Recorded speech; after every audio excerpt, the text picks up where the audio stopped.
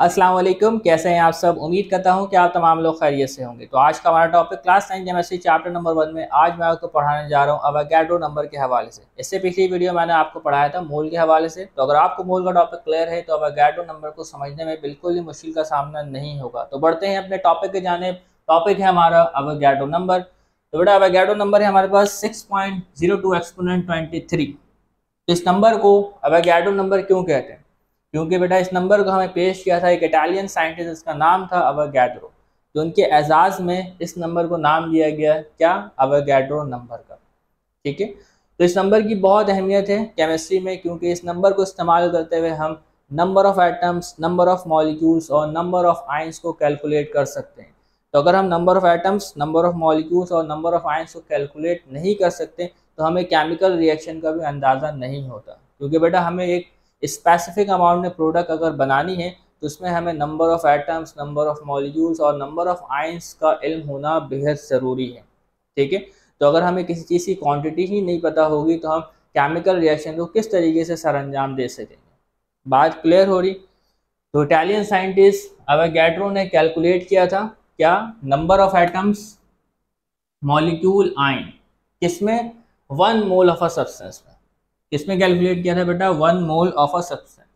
तो बेटा किसी भी सब्सटेंस के अगर आपके पास 1 मोल मौजूद है, चाहे वो एटम का 1 मोल है, चाहे वो किसी मॉलिक्यूल का 1 मोल है, या किसी फॉर्मूला यूनिट का 1 मोल है। ठीक है, बात समझ में आ रही? चाहे वो किसी एटम का 1 मोल है, या मॉलिक्यूल का 1 मोल है, या फॉर्मूला यूनिट का 1 मोल है, तो उसमें जो number of atoms, number of molecules और नंबर ऑफ फॉर्मूला यूनिट्स मौजूद होंगे वो कितने होंगे? वो होंगे 6.02 एक्सपोनेंट 23। ये हमें किसने बताया? ये हमें बताया अवोगाड्रो। ठीक है। और वो नंबर जो हमें फाइंड करके दिया वो क्या है? 6.02 एक्सपोनेंट 23। तो तभी उनके एजाज में इस नंबर को क्या कहते हैं? अवोगाड्रो नंबर कहते हैं। ठीक है। मिसाल के तौर पर हम सबसे पहले एटम्स की बात कर लेते हैं। एटम्स हमारे पास बहुत सारे एटम्स हैं, हाइड्रोजन है, हीलियम है, लिथियम है। तो अगर लिथियम की बात कर लें, ठीक है, कार्बन की बात कर लें, ऑक्सीजन की बात कर लें, सोडियम की बात कर लें, ठीक है, तो ये हमारे पास बेटा एटम्स एटॉमिक फॉर्म में मौजूद होते हैं। ठीक है। तो अगर क्या है बेटा, लिथियम का आपके पास 1 मोल है, कार्बन का भी 1 मोल है, ऑक्सीजन का भी 1 मोल है, सोडियम का भी 1 मोल है। मोल के हवाले से अच्छी तरीके से बात करें, पिछली वीडियो मैंने आपको बताया है। तो बेटा 1 मोल आपके पास देखिए लिथियम है, कार्बन है, ऑक्सीजन है और सोडियम है। इसके अलावा और ऐड कर लें, मैग्नीशियम ऐड कर लें। ठीक है। तो हमें अवोगाड्रो ने बताया था कि बेटा 1 मोल में कितने एटम्स होंगे? कितने एटम्स होंगे 1 मोल में? वो बताया था 6.02 एक्सपोनेंट 23 होंगे। चाहे 1 मोल लिथियम है तो एटम्स कितने होंगे? 6.02 एक्सपोनेंट 23 एटम्स। 1 मोल कार्बन है तो एटम्स कितने होंगे? 6.02 एक्सपोनेंट 23 एटम्स। 1 मोल ऑक्सीजन है तो इसमें एटम्स कितने होंगे? 6.02 एक्सपोनेंट 23 एटम्स। सोडियम में भी सेम और मैग्नीशियम में भी सेम। बात क्लियर हो गई? बात समझ आ गई? ओके। अब मॉलिक्यूल की बात कर लेते हैं। तो हमारे पास कुछ कंपाउंड्स हैं, जैसे कि कार्बन डाइऑक्साइड, वाटर। ठीक है। इसके अलावा और क्या लिख लेते हैं? कुछ भी लिख लेते हैं बेटा, एक सॉल्ट लिख लेते हैं, MgC नहीं, ये सॉल्ट हमारे पास फॉर्मूला यूनिट पे आएगा। ठीक है। ग्लूकोज लिख लेते हैं C6H12O6। ठीक है। एक और कोई गैस लिख देते हैं SO2, सल्फर डाइऑक्साइड। तो ये हमारे पास क्या है? मॉलिक्यूल्स हैं। ठीक है। कार्बन डाइऑक्साइड, वाटर, ग्लूकोज और सल्फर डाइऑक्साइड। ठीक है।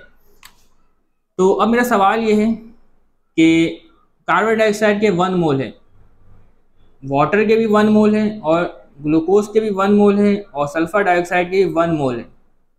तो बताएं इसके मॉलिक्यूल्स कितने होंगे? ठीक है, इसके मॉलिक्यूल्स कितने होंगे? तो कार्बन डाइऑक्साइड अगर 1 मोल है तो इसके मॉलिक्यूल्स होंगे अवोगाड्रो नंबर के बराबर 6.02 एक्सपोनेंट 23। किसने बताया? हमें बताया अवोगाड्रो ने। तभी इस नंबर को मंसूब करते हैं किसके नाम के साथ? अवोगाड्रो के नाम के साथ। ठीक है। वाटर के भी 6.02 एक्सपोनेंट 23 मॉलिक्यूल्स होंगे। यहाँ मॉलिक्यूल्स एक बार लिख देता हूँ, बाकी आप समझ जाएं। ग्लूकोज के भी कितने मॉलिक्यूल्स होंगे? 6.02 एक्सपोनेंट 23। ओके। सल्फर डाइऑक्साइड के कितने मॉलिक्यूल होंगे? 6.02 एक्सपोनेंट 23 मॉलिक्यूल्स होंगे। यहां तक आपको बात क्लियर हो गई? अब बढ़ते हैं फॉर्मूला यूनिट्स की जाने। तो अब बात कर लेते हैं कुछ फॉर्मूला यूनिट्स की, जिसमें हमारे पास है सोडियम क्लोराइड, मैग्नीशियम क्लोराइड और एल्यूमिनियम क्लोराइड। तो ये हमारे पास कुछ सॉल्ट है जो कि आयनिक कंपाउंड है। तो अगर आपके पास इसके भी 1 मोल्स हैं, 1 मोल, ये भी 1 मोल और ये भी 1 मोल, ओके। तो इसके फॉर्मूला यूनिट कितने होंगे? 1 मोल सोडियम क्लोराइड है, इसके फॉर्मूला यूनिट्स होते हैं, इसके फॉर्मूला यूनिट्स होते हैं, इसके भी फॉर्मूला यूनिट्स होते हैं। तो अगर 1 मोल सोडियम क्लोराइड है तो इसके फॉर्मूला यूनिट्स कितने होंगे? 6.02 एक्सपोनेंट 23। तो अभी मैंने आइंस नहीं कहा, ये बात आपने याद रखना है, अभी मैंने आइंस नहीं कहा, अभी मैंने कहा है फॉर्मूला यूनिट्स। इसी तरीके से अगर इसकी बात करें तो ये भी 1 मोल है, तो इसके फॉर्मूला यूनिट्स कितने होंगे? और यहाँ पे मैं लिख रहा हूँ फॉर्मूला यूनिट्स, इसके भी सेम 6.02 एक्सपोनेंट 23 फॉर्मूला यूनिट्स। इस बात को याद रखना, मैंने यहाँ फॉर्मूला यूनिट्स लिखा है, आइंस नहीं लिखा। AlCl3 इसी तरीके से इसके भी कितने फॉर्मूला यूनिट्स है? 6.02 एक्सपोनेंट 23 फॉर्मूला यूनिट्स। ओके, ये बात क्लियर हो गई। अब बात को आगे लेके चलते हैं। हमारे पास है बेटा वाटर, H2O। ये क्या है? एक मॉलिक्यूल है। तो अगर ये आपके पास है 1 मोल, ठीक है, 1 मोल है, सही है। तो 1 मोल में कितने मॉलिक्यूल होंगे? 6.02 एक्सपोनेंट 23 मॉलिक्यूल्स होंगे। ये बात क्लियर हो गई। तो अगर मैं आपसे पूछता हूँ कि बेटा वाटर में, ठीक है, आपके पास 1 मोल वाटर है, तो इसमें एटम की तादाद कितनी होगी? 1 मोल वाटर में एटम्स की तादाद कितनी होगी? तो आप देखें बेटा, इसमें 2 हाइड्रोजन है और 1 ऑक्सीजन है। तो टोटल कितने नंबर ऑफ एटम्स है इसमें एक मॉलिक्यूल में? तो टोटल 3 नंबर ऑफ एटम्स मौजूद हैं, ठीक है। टोटल कितने नंबर ऑफ एटम्स है यहाँ पे? 3 नंबर ऑफ एटम्स मौजूद है। तो मेरा सवाल ये है कि बेटा जो आपके पास वाटर का मॉलिक्यूल है, इसमें नंबर ऑफ एटम्स कितने हैं? नंबर ऑफ मॉलिक्यूल्स नहीं, यहाँ मैंने आपसे पूछा नंबर ऑफ मॉलिक्यूल्स कितने, जो कि आसानी से आपने भी गैस कर लिया, 6.02 एक्सपोनेंट 23। लेकिन अब मेरा सवाल ये है कि 1 मोल वाटर में आपके पास नंबर ऑफ एटम्स कितने हैं, ठीक है। तो यहाँ आपने गौर से देखना है कि 2 एटम हाइड्रोजन के और 1 एटम ऑक्सीजन का है। तो टोटल नंबर ऑफ एटम इसमें कितने हैं? 3 है, ठीक है। तो आपने क्या करना है? एवोगाड्रो नंबर को मल्टीप्लाई करना है 3 से, ठीक है। तो इसको मल्टीप्लाई करने के बाद आपके पास जो वैल्यू आएगी वो आएगी 18.06 एक्सपोनेंट 23 एटम्स, ठीक है। तो बेटा जो आपके पास 1 मोल वाटर है, तो इसमें नंबर ऑफ एटम्स कितने हैं? वो है 18.06 एक्सपोनेंट 23 एटम्स। लेकिन अगर मॉलिक्यूल की बात करें तो वो है 6.02 एक्सपोनेंट 23। ओके, ये बात क्लियर हो गई होगी आपको। अब इसी तरीके से अगर सोडियम क्लोराइड की बात कर लें, किसकी बात कर लें बेटा? सोडियम क्लोराइड की। तो इसे मैं मिटा दूं, फिर इसे देखता हूँ। तो सोडियम क्लोराइड फॉर्मूला यूनिट है हमारे पास, इसके 1 मोल में 6.02 एक्सपोनेंट 23 फॉर्मूला यूनिट्स होंगे। लेकिन अगर आइंस की बात करें तो अगर आप देखेंगे सोडियम क्लोराइड के फॉर्मूला यूनिट्स में 2 आयन होते हैं, एक होता है सोडियम आयन और एक होता है क्लोराइड आयन।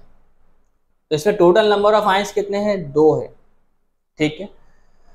तो 1 मोल सोडियम क्लोराइड में जो नंबर ऑफ आयन होंगे वो डबल होंगे, ठीक है, क्योंकि एक सोडियम का और एक क्लोराइड का, ठीक है। अब मैं यहाँ क्या पूछ रहा हूँ? आयंस के हवाले से पूछ रहा हूँ, फॉर्मूला यूनिट्स के हवाले से नहीं पूछ रहा।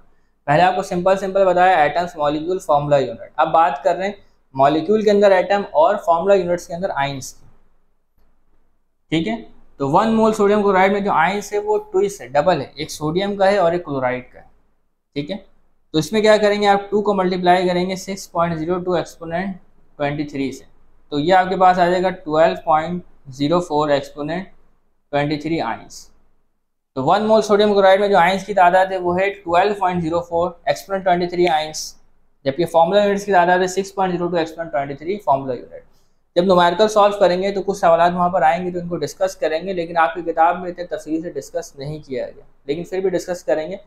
तो बढ़ते हैं कुछ न्यूमेरिकल को सॉल्व करने की तरफ, लेकिन सबसे पहले कुछ फॉर्मूले को डिस्कस करते हैं। तो कुछ फॉर्मूले को डिस्कस कर लेते हैं बेटा हमारे पास से। अगर आपने नंबर ऑफ एटम्स मालूम करना है, सोचें एक सवाल आ गया, उसमें लिखा हुआ है आपने नंबर ऑफ एटम्स मालूम करना है। तो सवाल है नंबर ऑफ एटम्स मालूम करने के लिए फॉर्मूला क्या इस्तेमाल करेंगे? तो फॉर्मूला कुछ यूँ है, आपने करना है क्या है? Number of number of moles को मल्टीप्लाई करना है अवोगाड्रो नंबर से। तो इस तरीके से आपके नंबर ऑफ एटम्स मालूम कर लेंगे। अगर आपके पास एक और सवाल आता है, उसमें कहा जाता है आपने नंबर ऑफ मॉलिक्यूल्स मालूम करना है।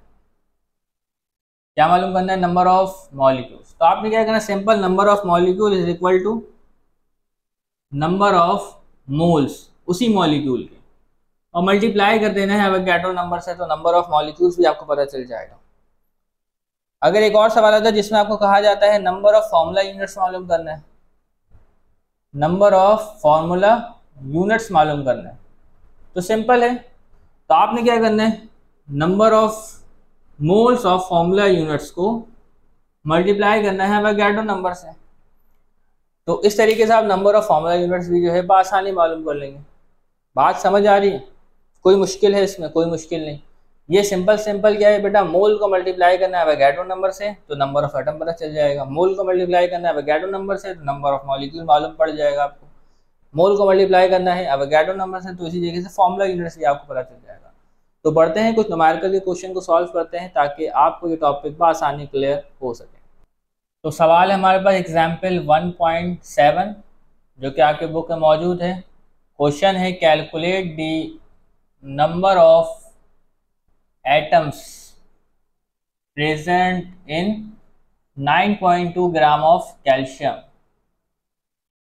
ठीक है, तो कैल्शियम क्या आपके पास एक एलिमेंट है जो कि एटमिक फॉर्म में होता है, जिसका सिंबल है आपके पास Ca। ठीक है, तो वो आपके पास कितना है? 9.2 ग्राम है। मालूम आपने क्या करना है? नंबर ऑफ एटम्स मालूम करना है। एक एलिमेंट हमारे पास कैल्शियम, उसकी मिकदार है आपके पास, क्वांटिटी है 9.2 ग्राम। तो इसमें कितने नंबर ऑफ एटम्स है वो आपने मालूम करना है। फॉर्मूला मैंने आपको बताया, उस फॉर्मूले को इस्तेमाल करना है और आपने बआसानी नंबर ऑफ एटम्स को कैलकुलेट कर देना। तो बढ़ते हैं बेटा सॉल्यूशन की तरफ। तो आप डेटा इकट्ठा करें, डेटा लिखें। तो देखें calculate the number of atoms, तो हमें मालूम क्या करना है? नंबर ऑफ एटम्स मालूम करना है जो कि मौजूद है 9.2 ग्राम ऑफ कैल्शियम है, इसमें 9.2 ग्राम। तो ये क्या आपके पास मैस दिया गया। क्या दिया गया बेटा? मैस। ठीक है, तो मैं लिखता हूँ मैस ऑफ कैल्शियम जो कि है आपके पास 9.2 ग्राम। ओके, तो बेटा इसका आपके पास ग्राम एटॉमिक मास क्या होता है? तो कैल्शियम का आपके पास जो ग्राम एटॉमिक मास होता है वो होता है 40। ये आपको एग्जाम में दिया हुआ होगा, ग्राम एटॉमिक मास ऑफ कैल्शियम जो है 40 ग्राम। यहाँ तक बात क्लियर हो गई। तो अगर आपने नंबर ऑफ एटम्स मालूम करना है तो अवोगाड्रो का जिक्र ज़रूर होगा। तो अवोगाड्रो नंबर क्या है ये भी आपको पता होना चाहिए। अवोगाड्रो नंबर जो कि आपके पास है 6.02 एक्सपोनेंट 23। मालूम क्या करना है? Number of atoms. तो ये हमारे पास है डेटा। बढ़ते हैं सॉल्यूशन की जानिब। तो फॉर्मूला मैंने आपको क्या बताया? Number of atom is equal to mole multiply Avogadro number. Formula क्या है नंबर ऑफ एटम मालूम करने का? Number of atoms is equal to number of moles multiply Avogadro number. तो सिंपल सा फॉर्मूला है। आपने इस फॉर्मूले में क्या रखना है? वैल्यूज रखना है, मोल की वैल्यू रखनी है, अवोगाड्रो नंबर की वैल्यू रखनी है, आंसर आपके पास आ जाएगा। अवोगाड्रो नंबर तो आपको पता है, ये तो आपने याद रखना है, लेकिन आपको मोल नहीं दिया गया, सवाल में आपको मोल नहीं दिया गया है। तो आपने सबसे पहले क्या कैलकुलेट करना है? तो सबसे पहले आपने मोल को कैलकुलेट करना है। ओके, सबसे पहले आपने क्या कैलकुलेट करना है? मोल कैलकुलेट करना है। तो यहाँ आप लिख लें, first we find number of moles. Okay, तो नंबर ऑफ मोल्स का फॉर्मूला क्या है वो भी आपको पता होगा यकीनी तौर पर। Number of moles is equal to mass divided by gram atomic mass या मोलर मास, जो कि आपको मैंने पिछली वीडियो से पढ़ाया है। तो आपको मास कितना दिया गया? 40 ग्राम, बल्कि 9.2 ग्राम दिया गया है, तो 9.2 ग्राम। और ग्राम एटॉमिक मास क्या है आपके पास? 40। तो 9.2 को डिवाइड करेंगे आप 40 से, 9.2 डिवाइडेड बाय 40, तो ये आपके पास आता है 0.23। 9.2 डिवाइडेड बाय 40 0.23 मोल। ओके, तो नंबर ऑफ मोल्स आपको पता चल गया, वो कितना है 0.23। अब अगले स्टेप में बढ़ते हैं। मालूम क्या करना है, नंबर ऑफ एटम्स। तो नंबर ऑफ एटम्स का फॉर्मूला आपके पास मोल मल्टीप्लाई एवोगैड्रो नंबर। तो कोई सा भी आपके पास सवाल है तो आपने जो नंबर ऑफ मोल्स है वो अलहदा से फाइंड करना है।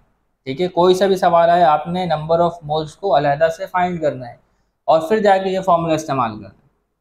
तो आज नंबर ऑफ एटम्स के लिए मोल हमने फाइंड कर लिया जो कि है 0.23, क्योंकि सवाल में आपको मोल नहीं दिया गया।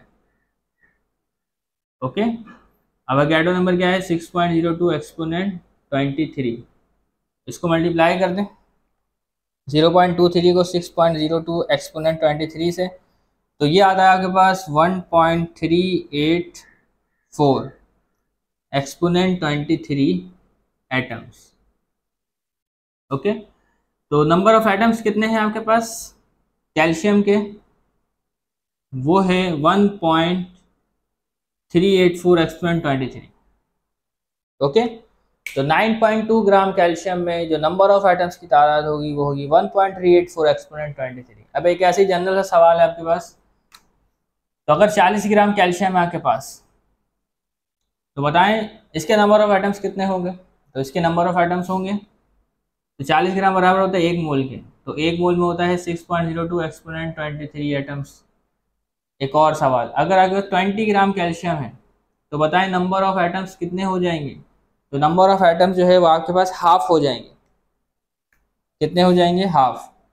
3.01 एक्सपोनेंट 23, तो इसको आप 2 से डिवाइड कर दें तो वैल्यू आपके पास आएगी 3.01। तो इस तरीके से एग्जाम्पल 1.7 को हमने सॉल्व कर लिया। तो बढ़ते हैं एग्जाम्पल 1.8 की तरफ।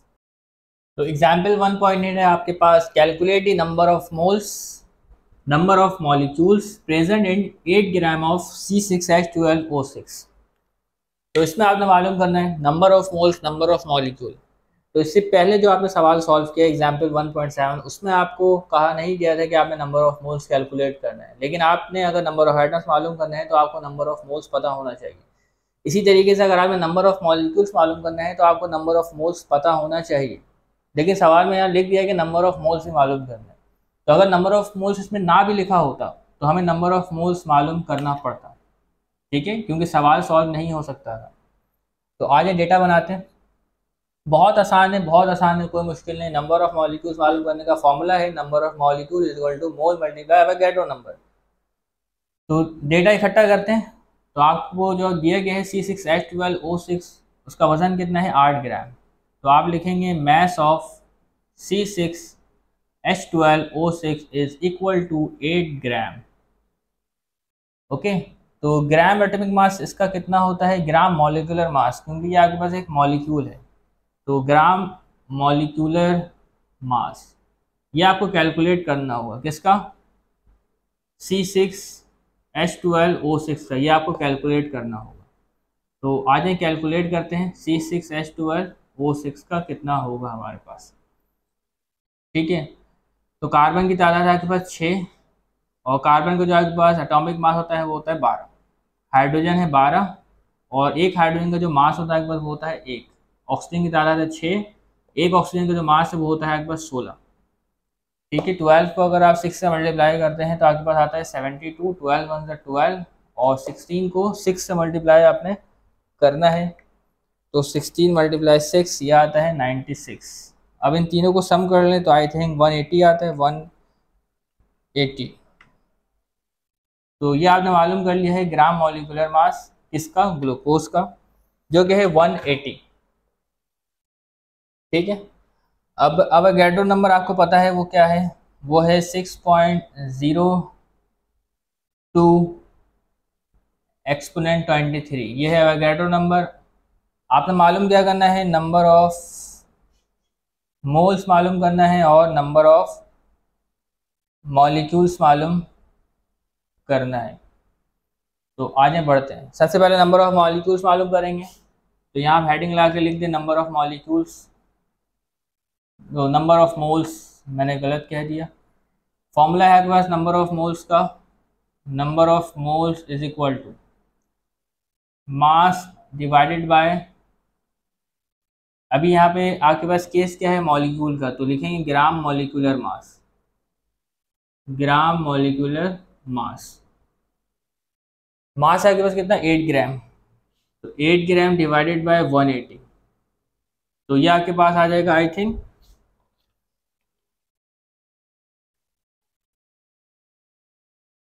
0.044। तो ग्लूकोज से कितने मोल है आपके पास 0.044 मोल मौजूद। ये आपको सवाल में नहीं बताया गया क्योंकि सवाल को पेचीदा किया गया।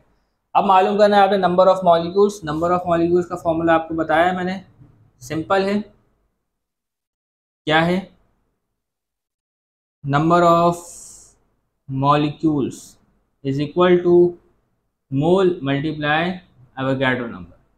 मोल कितने हैं 0.044 मल्टीप्लाई 6.02 एक्सपोनेंट 23। तो 0.044 को मल्टीप्लाई करें 6.02 एक्सपोनेंट 23 से, तो ये आपके पास आया 2.648 एक्सपोनेंट 22। तो इस तरीके से हमने मालूम करनी है नंबर ऑफ मॉलिक्यूल्स को जो कि 8 ग्राम ग्लूकोज में मौजूद है। ठीक है, तो अगर ग्लूकोज का 8 ग्राम है तो इससे मॉलिक्यूल्स की तादाद इतनी होगी। तो अगर ग्लूकोज के 180 ग्राम मौजूद है, कितने हैं 180 ग्राम, तो इसमें मॉलिक्यूल्स कितने होंगे, इसमें होंगे 6.02 एक्सपोनेंट 23। ओके, तो अगर अगर 90 ग्राम मौजूद है ग्लूकोज, तो इसमें मॉलिक्यूल्स कितने होंगे, तो इसमें हाफ होंगे, कितने होंगे भाई 3.01 एक्सपोनेंट 23। बात क्लियर हो रही है, कॉन्सेप्ट क्लियर हो रहा है आपको। तो उम्मीद करते हैं बेटा एग्जाम्पल 1.6 और 1.7 आपको क्लियर हो गया होगा। तो नेक्स्ट वीडियो में मिलेंगे जिसमें और भी तफसील से टॉपिक को डिस्कस करेंगे और कुछ एक्सोनोमेट्रिक्स को सॉल्व करेंगे, जिसमें नंबर ऑफ आयंस को भी डिस्कस करेंगे। तो तब तक के लिए दीजिएगा, चैनल को सब्सक्राइब कीजिएगा। अल्लाह हाफिज़।